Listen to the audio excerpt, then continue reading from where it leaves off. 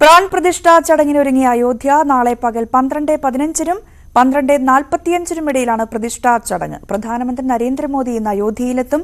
PRAN പ്രതിഷ്ഠ കണക്കിലെടുത്ത് കനത്ത സുരക്ഷാ വലയത്തിലാണ് അയോധ്യ.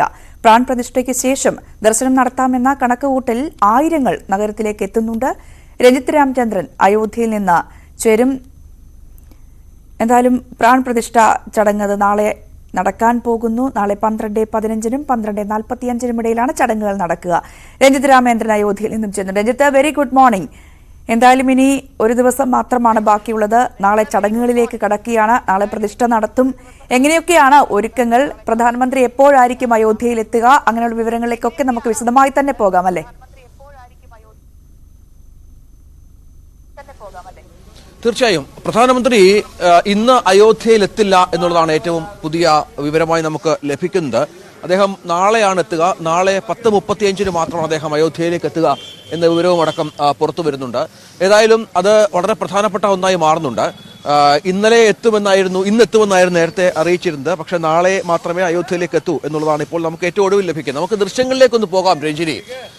ഈ പുഷ്പാലങ്കാരങ്ങളാൽ പുഷ്പങ്ങളാൽ മനോഹരമായി അലങ്കരിച്ചിരിക്കുകയാണ് അയോധ്യയിലെ ഓരോ സ്ഥലവും എന്നുള്ളതാണ്. ഞാൻ ക്ഷേത്രത്തിന്റെ മുന്നിലാണുള്ളത്. ഈ ക്ഷേത്രത്തിന്റെ ഈ ഒരു സ്ഥലത്ത് നിന്ന് തൊട്ടപ്പുറത്തേക്ക് പ്രവേശനമില്ല. മാധ്യമപ്രവർത്തകരെ അടക്കം ഇവിടെ റെസ്ട്രിക്ട് ചെയ്ത ഒരു പശ്ചാത്തലം കൂടി നമ്മൾ കാണണം. പോലീസിന്റെ വലിയ സുരക്ഷയിലും മറ്റുമാണ് ഈ പ്രദേശം.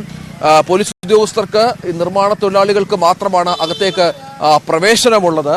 മറ്റുള്ളവരെയൊക്കെ നിയന്ത്രിച്ചിരിക്കുകയാണ്. ഈ ദൃശ്യങ്ങളിലേക്ക് കൂടി ഒന്ന് പോകണം. മനോഹരമായി ഉള്ള ദൃശ്യങ്ങൾ, ഈ രാജ്യത്തിന്റെ വിവിധ ഭാഗങ്ങളിൽ നിന്ന് കൊണ്ടുവന്ന പുഷ്പങ്ങൾ ഉപയോഗിച്ചുള്ള അലങ്കാരം ഇവിടെ നല്ല ഗംഭീരമായി ചെയ്തിരിക്കുന്നു എന്നുള്ളതാണ്. അങ്ങനെ രാമപട്ടാഭിഷേകത്തിന് അയോധ്യ പൂർണ്ണമായും ഒരുങ്ങുകയാണ്. സർവാഭരണ വിഭൂഷിതമായി സർവം തികഞ്ഞാണ് നഗരത്തിലെ ഓരോ വീഥികളും. 55 രാജ്യങ്ങളിൽ നിന്നുള്ള VVIPകളെ സ്വീകരിച്ച് ആനയിക്കുകയാണ് നഗരം. ആ വാർത്തയിലേക്ക്.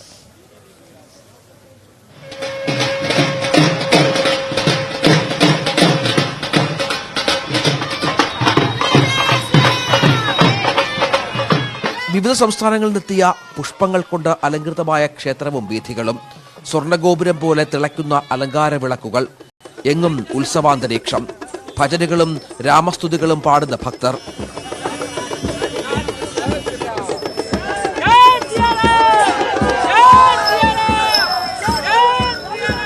ക്ഷേത്രങ്ങളിൽ പ്രഭാഷണ പരമ്പരകളും അന്നദാനവും. അയോധ്യ അക്ഷരാർത്ഥത്തിൽ രാമപട്ടാഭിഷേകത്തിനുള്ള കളമൊരുക്കലിലാണ്.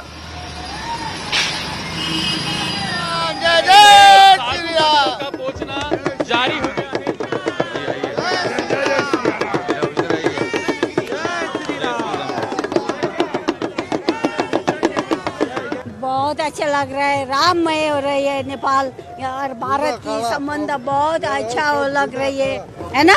अभी ऐसा प्रगाढ़ रिलेशन है हमारी नेपाल और भारत की रिलेशन और अच्छा हो जाए। सदियों से हमारा रोटी बेटी का रिलेशन है ना। सामाजिक धार्मिक रिलेशन सब एक ही है, हमारी कल्चर एक ही है और एक हो जाए। जय श्री राम। जय श्री राम। जोगी मोदी दोनों भैया जो अयोध्या के लाल कैले हो, इतना बढ़िया खिलैले भगवा धूजा, सारे देश में तिरंगा फहरैले ना।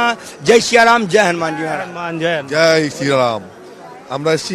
हम लोग आ रहे नदिया से, मायापुर से आ रहे। हम लोग मायापुर से महाराज आए, हम लोग आए। जो 500 बच्चों जो हम लोग अपेक्षा किया श्री रामचंद्र का मंदिर के देखने के लिए, वो आए। हमको बहुत खुशी हो रहा है। जो सारा देश का जो सनातन हिंदू भाई लोग है, सब एक बार आइए जो मंदिर है उसको दर्शन करने के लिए। जय सिया राम। आपको पता है कि लोगों की मति बदल गई है और लोगों को जाने कैसा लग रहा है। सारे लोग डांस करना चाहते हैं। हाँ, वो तो रोके नहीं तो नाचने लगते पूरे चौराहे। एक बार हो जाए प्रभु के शरण में, एकदम प्रभु शरण में हो जाए एक बार। सूरत पे मोहन दिल दीवाना हो गया, साबुरी सूरत पे मोहन दिल दीवाना हो गया। अरे दिल दीवाना हो गया मेरा, दिल दीवाना हो गया।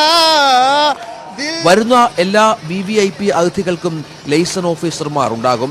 55 രാജ്യങ്ങളിൽ നിന്നും 100ഓളം പേരെയാണ് ക്ഷണിച്ചിട്ടുള്ളത്. സുരക്ഷാ ചുമതല SPG ഏറ്റെടുത്തു കഴിഞ്ഞു. കൂടാതെ റെഡ് സോണിലും യെല്ലോ സോണിലും SSFന്റെ 1400 പേരടങ്ങുന്ന സംഘവും. പ്രശാന്ത് മംഗലശ്ശേരിക്കൊപ്പം രഞ്ജിത് രാമേന്ദ്രൻ, അയോധ്യ.